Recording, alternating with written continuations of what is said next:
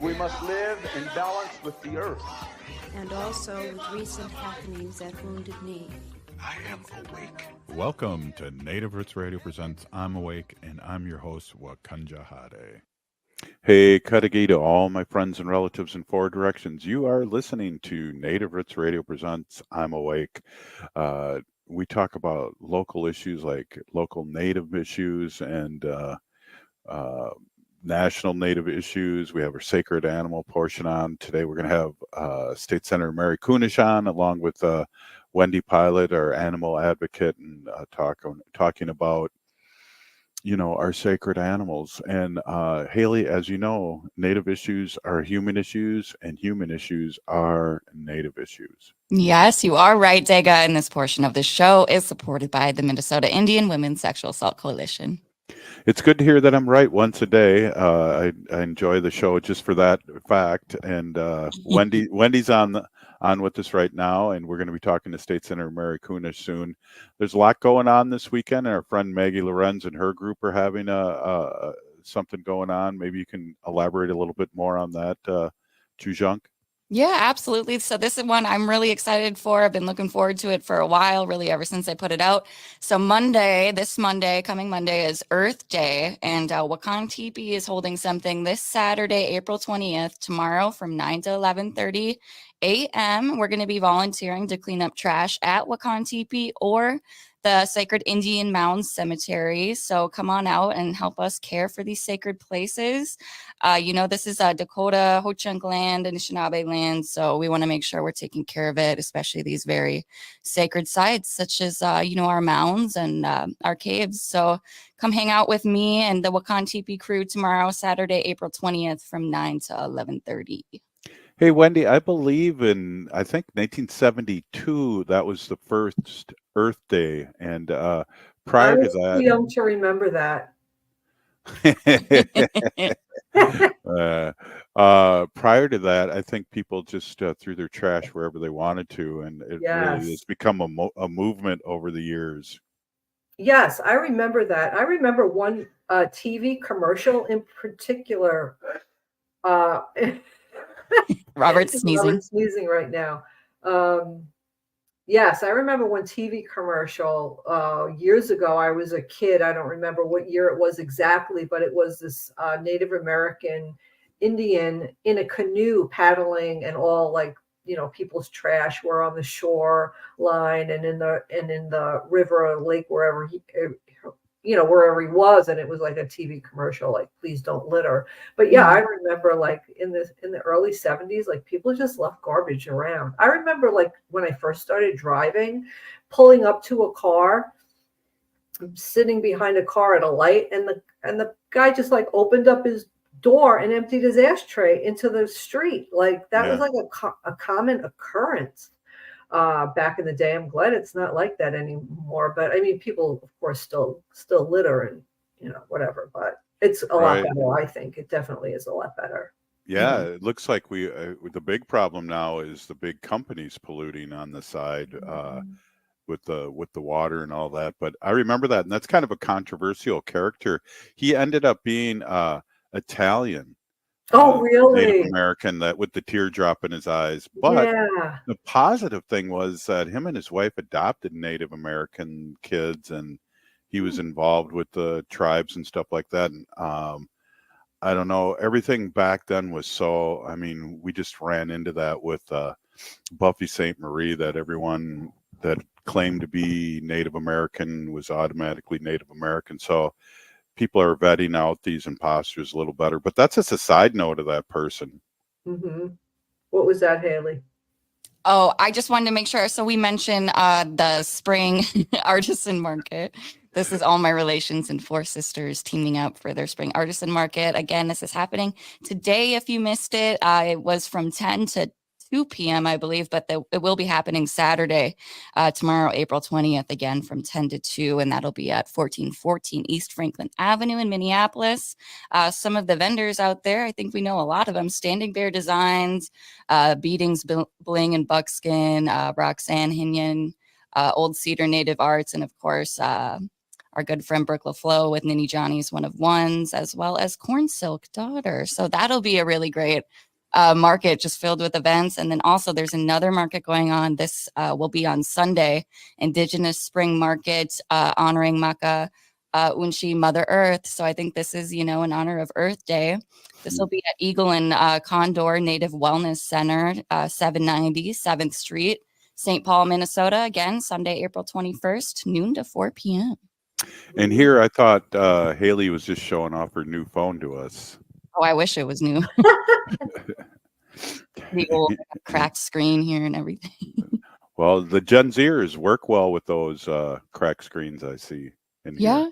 Yeah, we know how to put a new screen protector on, I would hope. But there's a lot of fun things going on this weekend. As always, and you can hear it first here on Native Roots Radio. We got to get Roya back on. She used to give us updates, but she's been busy acting, so. Ooh, that's always fun. Well, I want to mention this too. This is the sixth annual Student Honoring Powwow, April 20th at Mounds View Public Schools. 1 p.m. is grand entry. 2 p.m. is our students honoring, and then 4 p.m. Not sure what this says, but 6 p.m. there will be a feast. You know what? What's one thing that's really great about our digital posters that everyone shares? Sometimes I'm so quick to save them to my phone that they save blurry. Does that ever happen to you guys?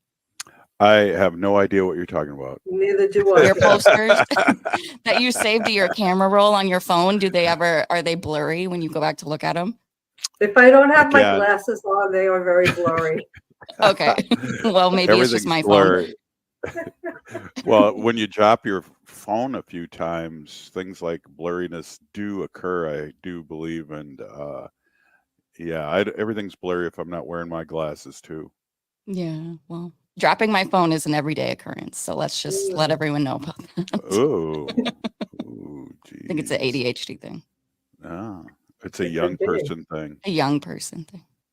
We didn't have phones like this back in the day, If Robert and I were driving around and had to make a phone call, we just made sure we had some dimes in our pockets, and we'd pull over to the nearest little payphone and throw a couple of dimes in. Well, remember when the operator used to come on and say, "You have 1 minute left, or put in 25 more cents." Yeah, on long distance calls. I remember. Well, that's the term.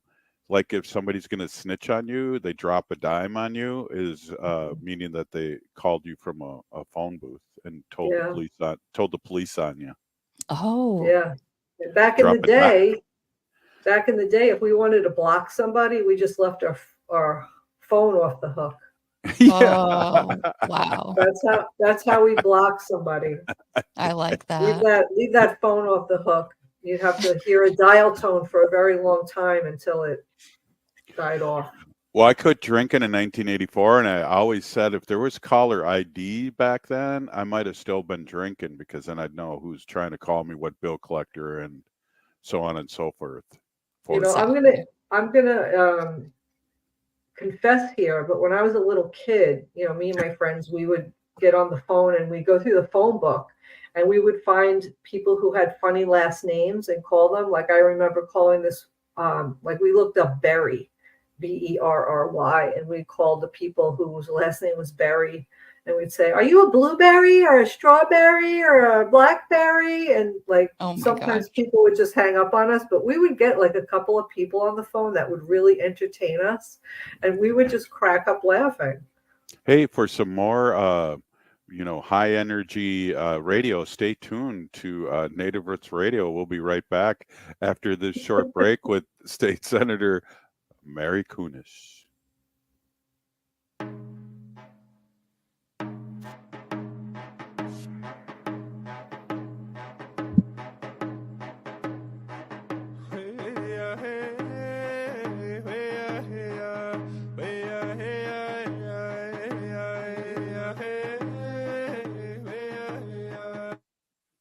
Unwanted sexting or photos, inappropriate jokes, even tickling or wrestling can feel like a violation. Catcalling, cornering, or groping, getting them drunk or high for sex, recording sexual acts without permission, Hurting someone because of their sexual orientation, raping a family member, a child, a date, a friend, a stranger. Purchasing a human being for sex. You make the choice every single time. Sexual violence is many things. Make a choice. Do not do it. Sponsored by the Minnesota Indian Women's Sexual Assault Coalition. The city of Minneapolis is now on Native Roots Radio with Minneapolis AIR. AIR stands for American Indian Relations. Guest host Christine McDonald talks to people about important things affecting the city's Native communities. Minneapolis AIR dives into topics like public safety, public health, elections, and so much more. Tune in to Minneapolis AIR on Native Roots Radio from 5 to 6 p.m. on the second Wednesday of every month, right here on AM 950. Attention transit customers. On Saturday, March 16th, Metro Transit will make changes to transit service within your community. As we do each quarter, we review our resources and ridership trends. These service changes continue our ongoing work to best serve customers throughout our system with our given resources. A summary of the upcoming service changes and a preview of the updated schedules are available now at metrotransit.org. Seward Co-op offers convenient grab-and-go options as well as hot bars and salad bars at both the Friendship and our newly remodeled Franklin store. Breakfast items are available daily until 11 a.m. and brunch is served all day every Sunday. Our weekly lunch and dinner menus highlight culinary traditions and cuisines from around the world. We offer vegan, vegetarian, and gluten-free items every day. 90% of the ingredients used are from organic, local, and small-scale producers whenever possible. Learn more at seward.coop. Anine, I'm Lieutenant Governor Peggy Flanagan, and you are listening to Native Roots Radio. Welcome back to Native Roots Radio presents I'm Awake, and this is Robert Pilot. This portion of the show is supported by J.S. Bean Factory off Randolph Avenue in St. Paul. Native owned. Only the good stuff keeps us awake. Hey, we are awake here. We're with State Senator Mary Kunesh of the great state of Minnesota, our friend, and also all three of us got to see you a couple days ago, and it was really excited to see you. And like Wendy was saying earlier, it was such a privilege and a jolt in a good way to see you come and speak to us. Well, Matakiape, everybody. It was really fun to see you all in my environment at the Capitol. Every time, I always see a lot of the same people, lobbyists, folks that are always there trying to get their legislation passed, and of course, all the legislators and the staff. So when you see somebody from outside, it's just like, this is so great. It's really exciting. And it was fun to pick you all out of the crowd for sure. Well, Wendy, you were there, and wasn't it really great to see State Senator Mary Kunesh? Yes, it's always a privilege when we get to see her and she comes in and talks. Yes, it was Wolf Day at the Minnesota State Capitol on April 17th. That was Wednesday. Dr. Mary Hackett, Dr. Hackett from Howling for Wolves is the founder, and she put this on with a lot of volunteers, and over 100 people showed up to protect our Minnesota wolves. So thanks again, Mary, Senator Kunesh, for coming in and speaking to our crowd and letting them know why it's important for us all to protect our Minnesota wolves. Oh, for sure. Absolutely. I think this is it's the second year, if not the fourth year in the Senate that I've carried the bill to, protect the wolves against, just slaughter, open hunting season. And there's a lot of people that are very passionate, such as yourselves, who are adamant about protecting the wolves at any cost. And then we have the other side of the coin where there are folks that would like to just go out there and annihilate the population. If you listening to them talk, you think these folks were like preying on anything that moves across the state of Minnesota, when in fact, we're the ones invading their territory, not so much them invading ours. Yeah, absolutely. And it's funny how it's down party lines. especially with these traps. We talked a lot about these traps and how you can put a trap on somebody's land and you don't even have to tell them. Mm-hmm. Yeah, that doesn't make any sense to me. Absolutely. And then, when we heard this on the floor, and I'm just going to be honest, we brought the bill to the floor with a really strong recognition that it probably wasn't going to pass. If it had passed off of the Senate floor, I would have probably fainted dead away. But I knew that it was a huge uphill battle. I knew the chances of it passing were slim to none. And as you said, it was very much party lines, but it did not pass because we do have some legislators that, while they might be in support on my side of the way things are, they represent communities that are not. And that's always that really hard, fine line that as an elected official, you have to walk, because you're not just representing yourselves or your party, you're representing constituents. And oftentimes those needs or those wants of our constituents do not always align with our own personal either values or viewpoints or politics. So it's a hard one. It's a really hard line when that happens. But we had a lot more votes, and I wish I had the vote up here right now, but it came pretty close. It was a lot closer than I thought it was going to be. I think it was like 30-35. Does that sound right? Yeah, and we really needed 34 to pass it. Mm-hmm. So we would have only needed 4 more votes. So yeah. Well, it was interesting. I believe you said this, or maybe one of the Senator Dibble came in too and said that people find out more information about the wolves and not listen to, I guess, some of the propaganda going on up there, really kind of do swing back and want to protect them. Mm-hmm.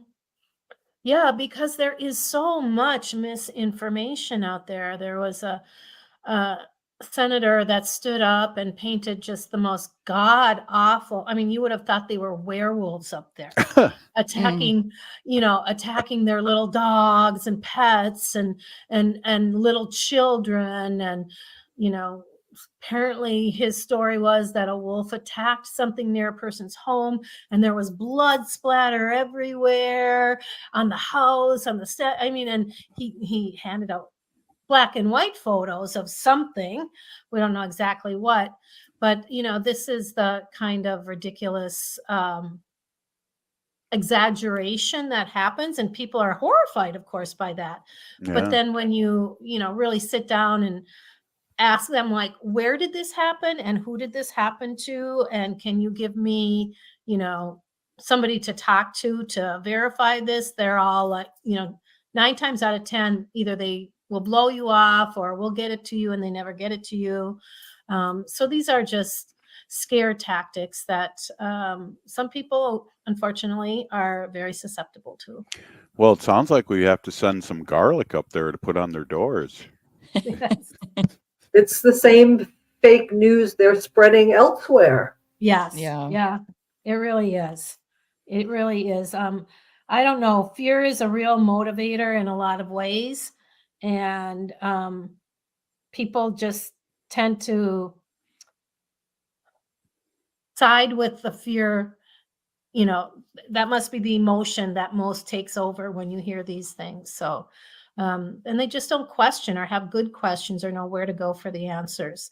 But we're going to keep talking about it. We're going to keep working on this. It was pretty incredible that we actually did get to take it to the floor of the Senate. We got that far this year. And so we'll have more conversations. We're not done yet.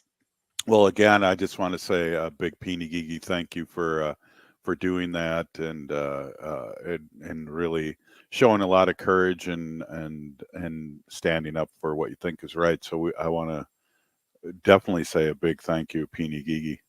Mm-hmm. My pleasure. And it was kind of cool that it was down in the vault. Isn't that a neat space? Yeah. Yeah, definitely. Yeah.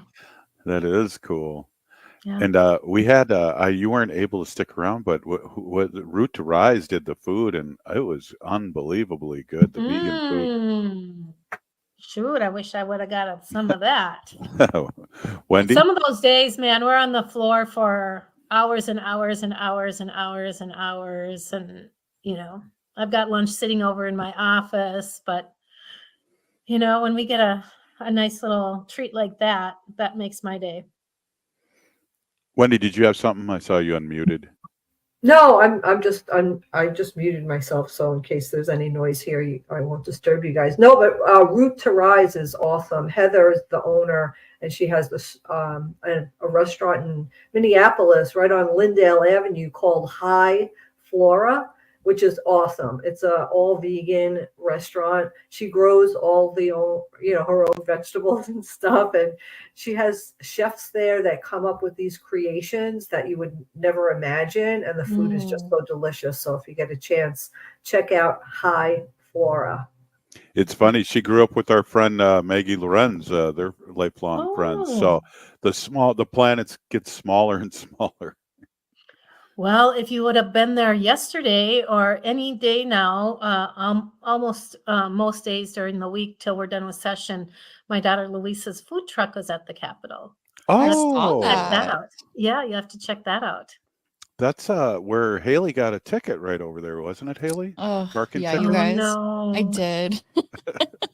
I tried to pay it already, but it wasn't. It was too soon. They haven't posted it yet. Oh, that's funny. Too soon. Yeah. Darn.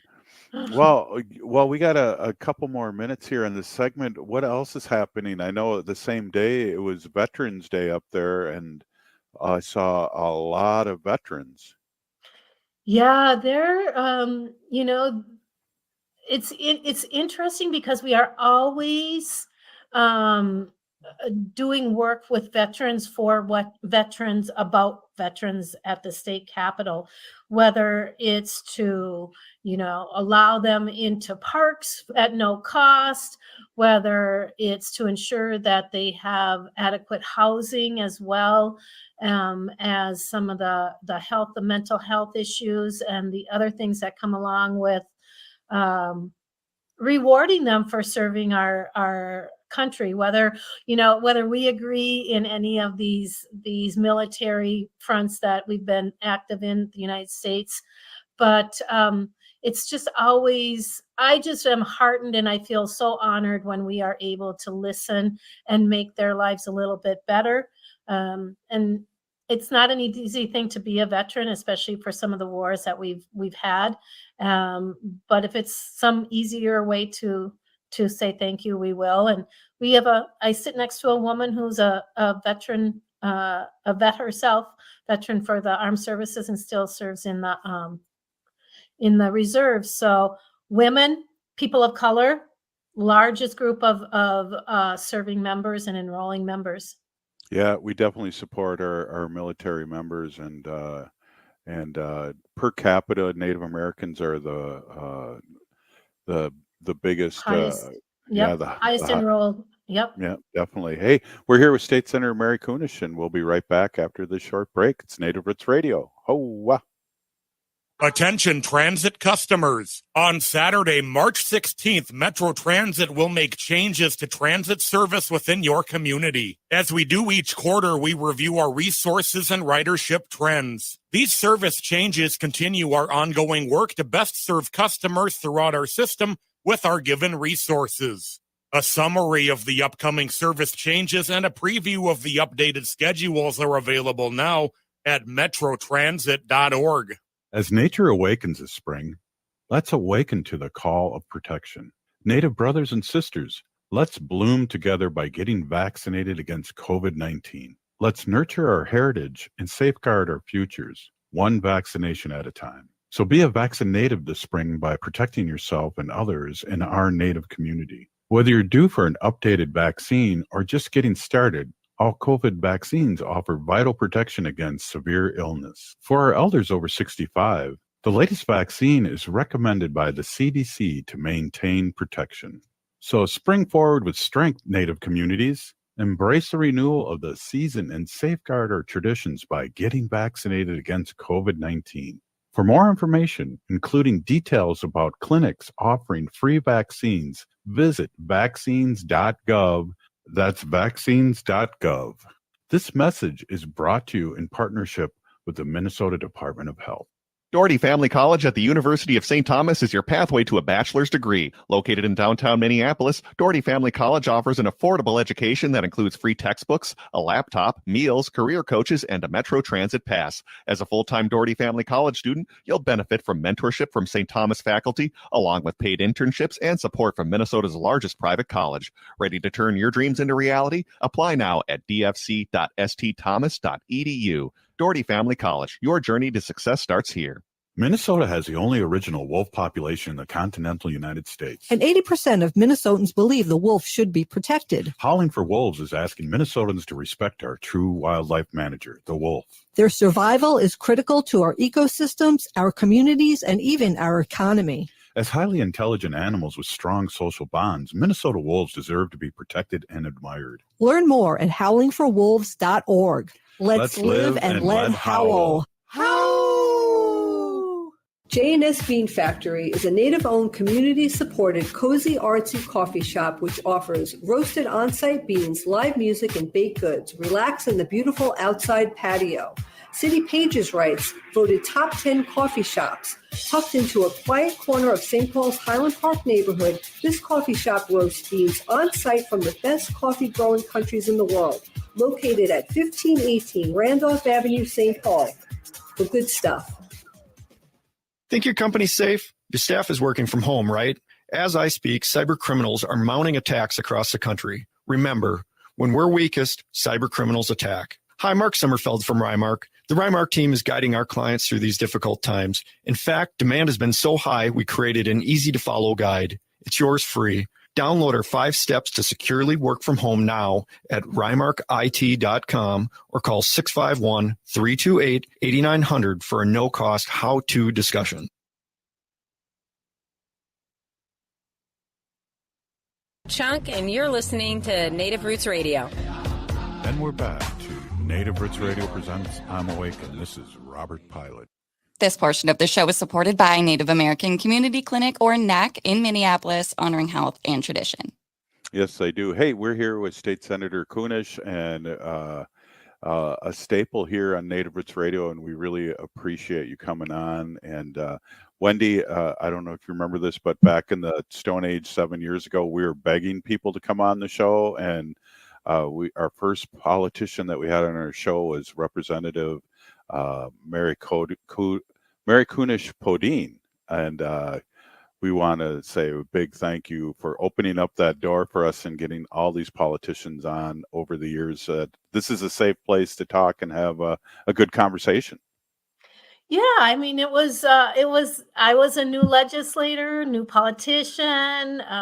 I was just starting out, and you guys gave me an opportunity too to learn a lot. And when you have to present something or talk about something, you have to know what you're talking about. So many of the things that, we've had conversations over the years is basically just sort of a diary of all the stuff that I've learned in the last 8 years at the legislature. So it'd be interesting to go back and watch some of those earlier ones and listen to what we were up to back then. Yeah. Well, I remember you would send us a report too. And one time, you were in the Bahamas or somewhere and sent us a report. Puerto Rico. By a swimming pool. You remember that? Do you remember that, Wendy? Puerto Rico at the beach.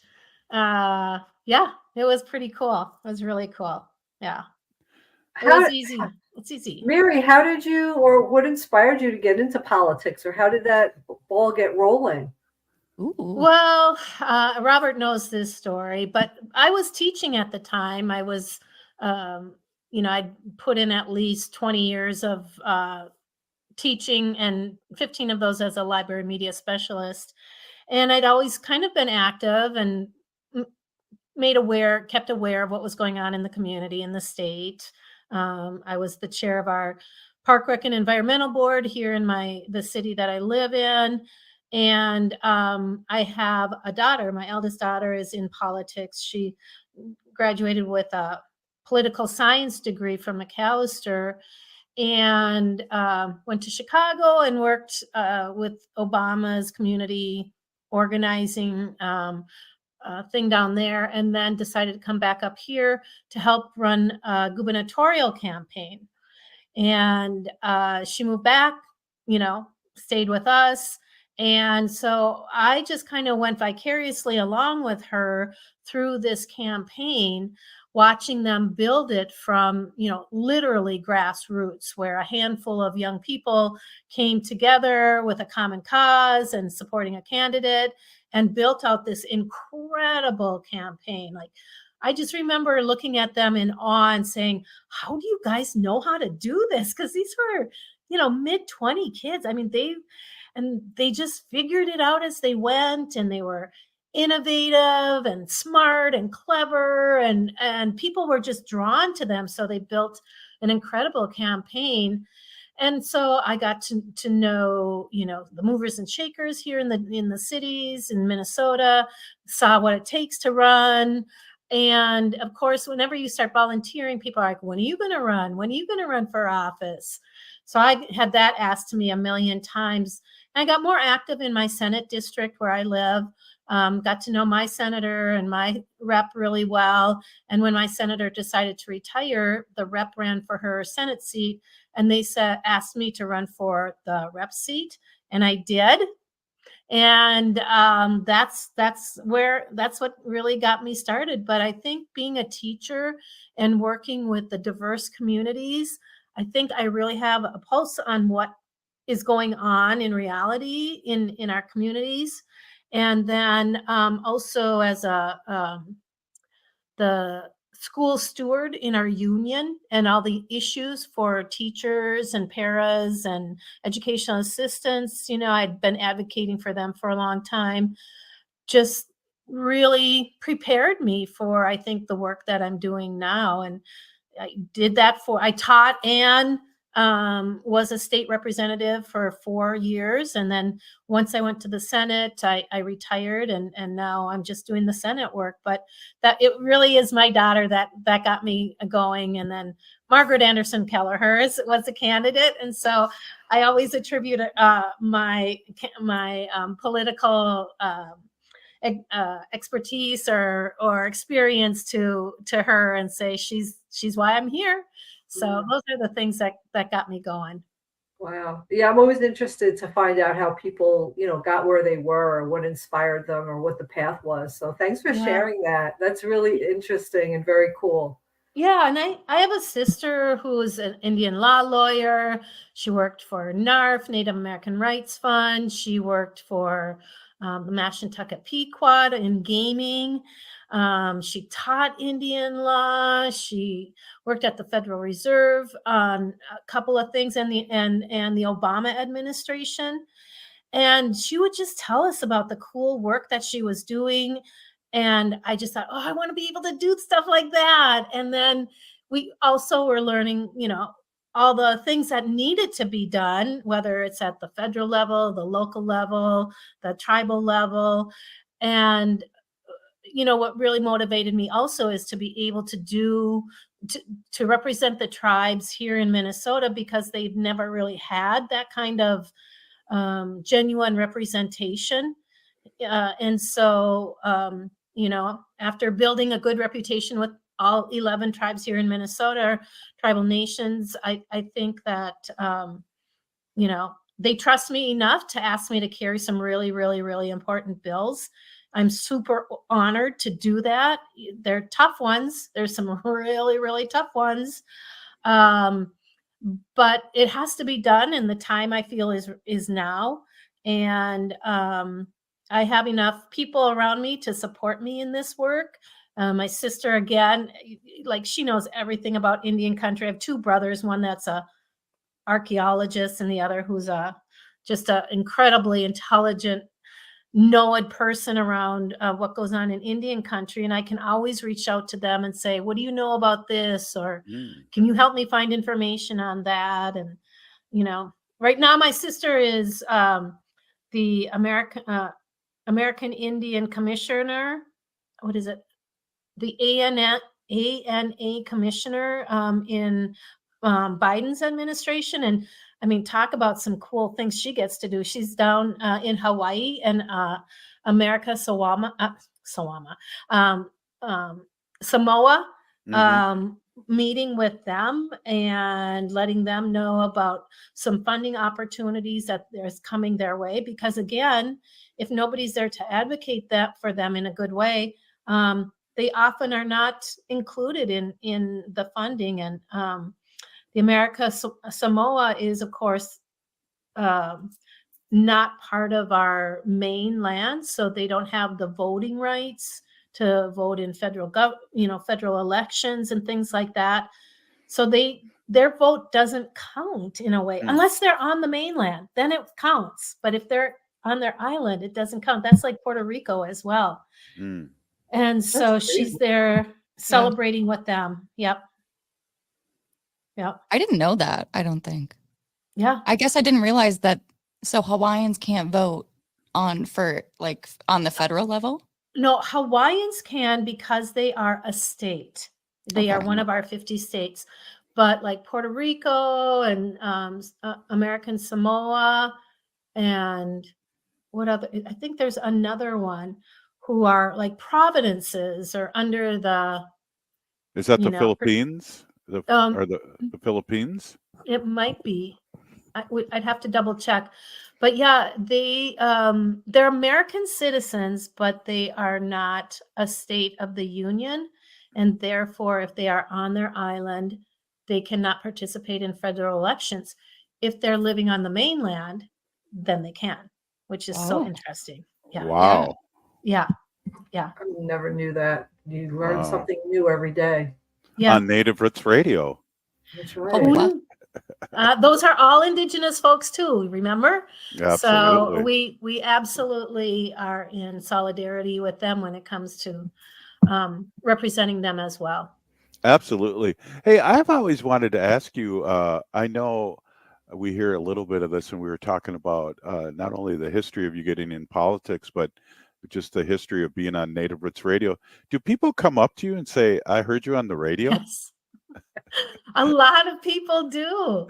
It's really interesting. And sometimes in the oddest places, if I'm introduced or something, they're like, oh, I listen to you on Fridays on Native Roots Radio. And it always kind of, makes me happy that people are actually listening and know who we are when we're saying these things. So yeah, it has happened. And I'm just trying to think of some of the unique times that folks have been listening. Oh, I was speaking at Bethel College not so long ago. And we're talking about the work that we've been doing and I've been doing with missing and murdered Indigenous women and then reparations. And this was before the two big land back bills for White Earth and Red Lake. And afterwards, some people came up and spoke to me, and two women came up and told me, I listen to you every Friday. It's so great to see you in person. So, and it's just always kind of rewarding. It's fun. I remember Wendy and I, we finished one of our first shows and we were really stressful about 7 years ago, and we were at the station and we asked the producer, well, how'd that go? And he goes, well, 30,000 people just heard you. he wouldn't tell us how it went, but he did let us know that 30,000 people just listened to you. No pressure. Yeah, the way he said it, it didn't go so well. So we tried to improve the week after, and then the week after that. So we should go back and listen to some of those early episodes. I bet we would just all have a really good chuckle. Absolutely.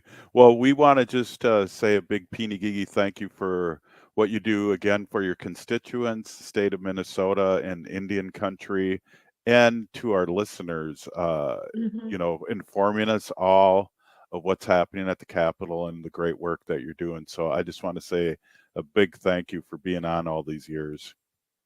Happy to be here. Happy to do this. And Wopalatonka to you as well for having faith in me and putting me into this kind of position where we can talk about really important issues. Absolutely. Thank you so much. Hey, this is Native Roots Radio presents I'm Awake, and we will be up next with Wendy and her sacred animal portion. Stay with us.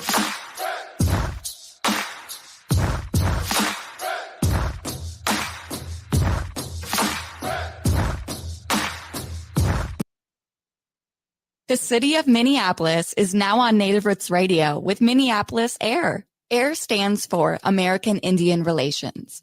Guest host Christine McDonald talks to people about important things affecting the city's Native communities. Minneapolis AIR dives into topics like public safety, public health, elections, and so much more. Tune into Minneapolis AIR on Native Roots Radio from 5 to 6 p.m. on the second Wednesday of every month, right here on AM 950. As we gear up for American Indian Celebration Month in May, it's crucial to prioritize our health, especially with celebrations on the horizon. If you start feeling off, like a fever, a tickle in the throat, or heavy fatigue, don't ignore it. Take an at-home COVID-19 test right away.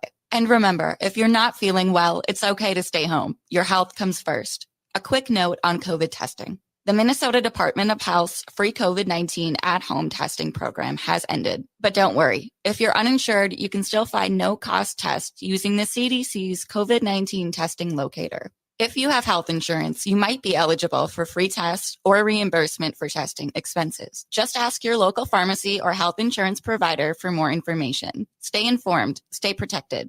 Let's prioritize our health this American Indian Celebration Month in May and ensure our communities and elders remain safe and healthy. This message is brought to you in partnership with the Minnesota Department of Health. Visit health.state.mn.us.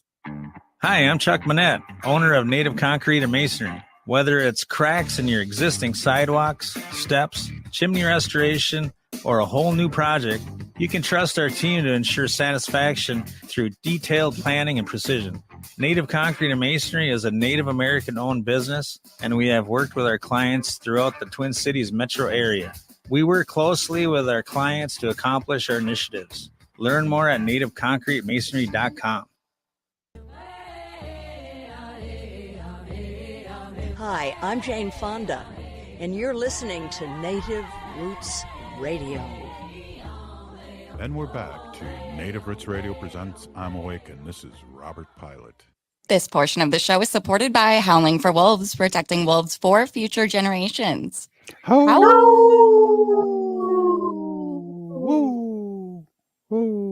Hey, it's Fun Fact Friday, and we have Wendy here at our sister station in Long Beach, New York, Long Island, New York, and she's in our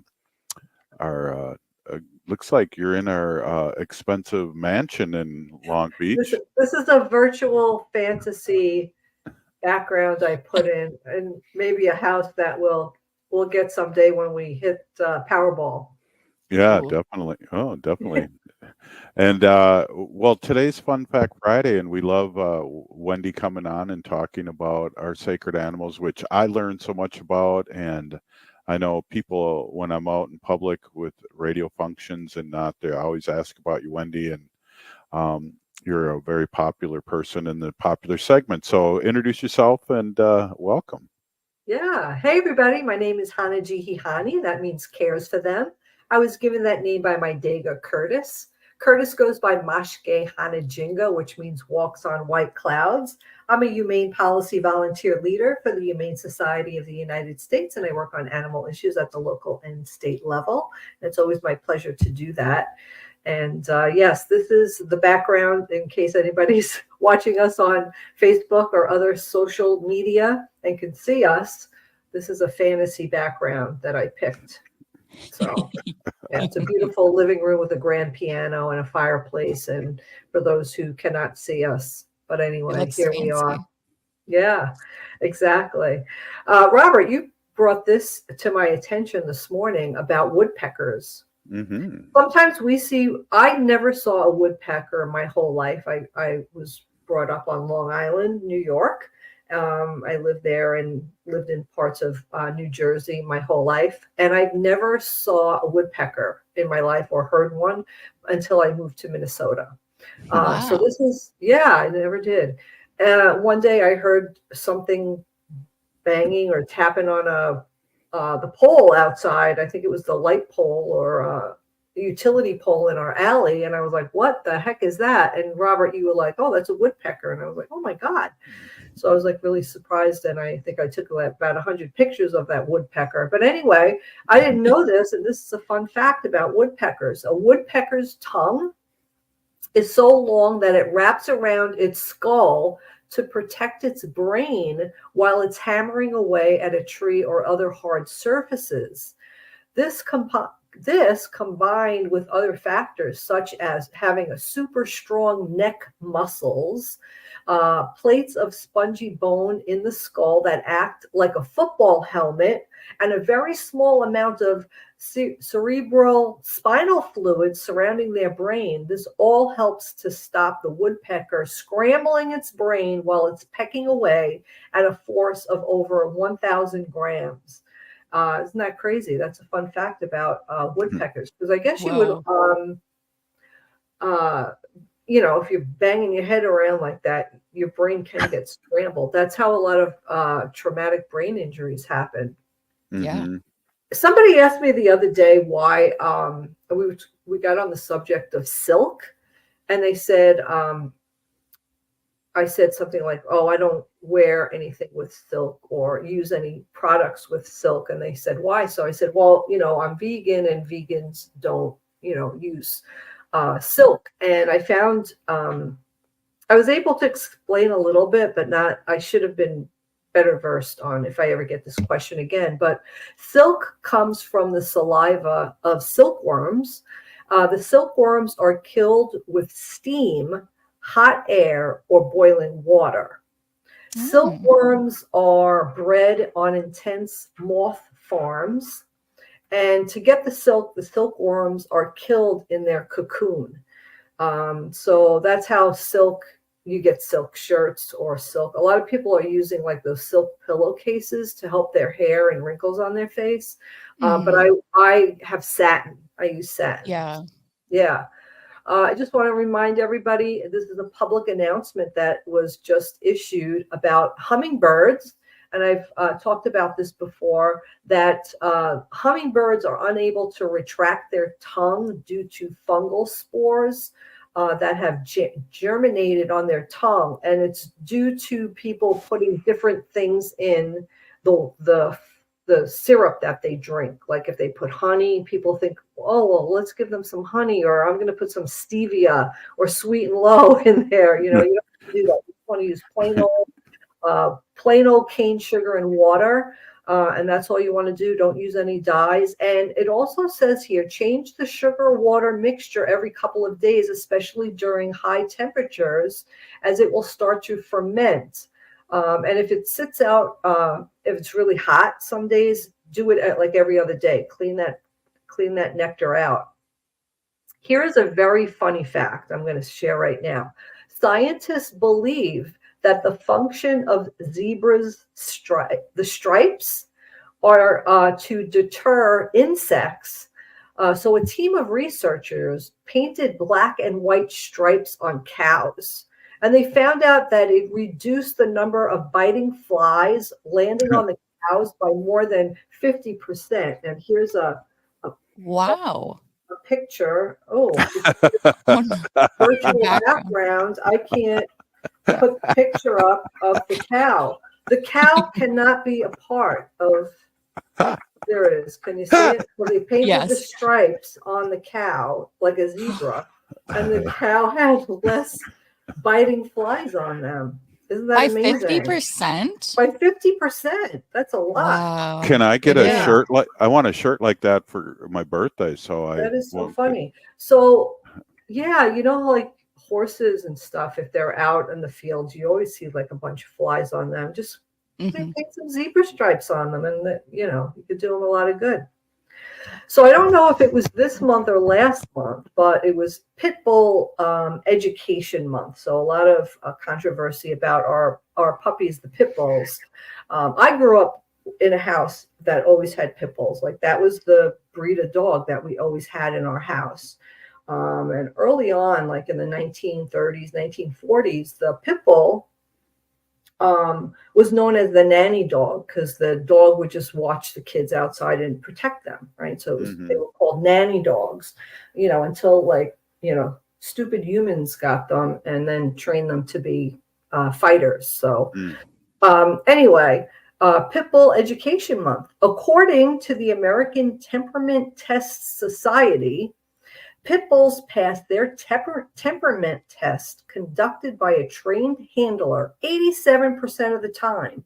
That ranks them as 4th best of 122 breeds tested, meaning they are one of the most affectionate and least aggressive dogs. Yeah.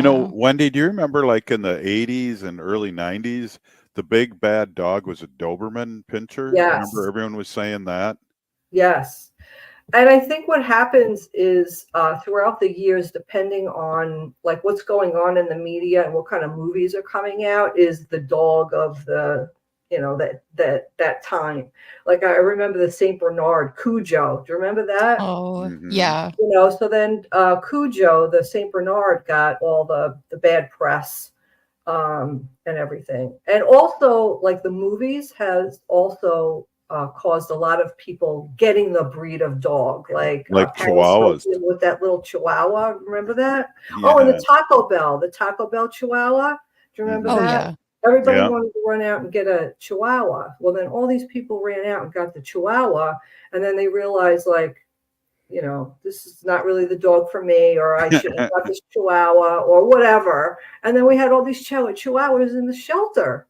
Right. Well, that's what happens. Like these dogs are in the movies and everybody's like, oh, I want that dog. I want a dog like that. They go get the dog and then they're like, oh, I didn't know that this isn't really what the dog was about, Exactly. Adopt, don't shop. Hey, Wendy, thanks. Got 30 seconds left here for the sacred animals section.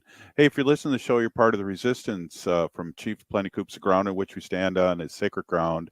It's the blood of our ancestors. We need to resist, divest, join a group, run for office, vote, shop, do not shop, adopt. We're still here. We are the 7th generation.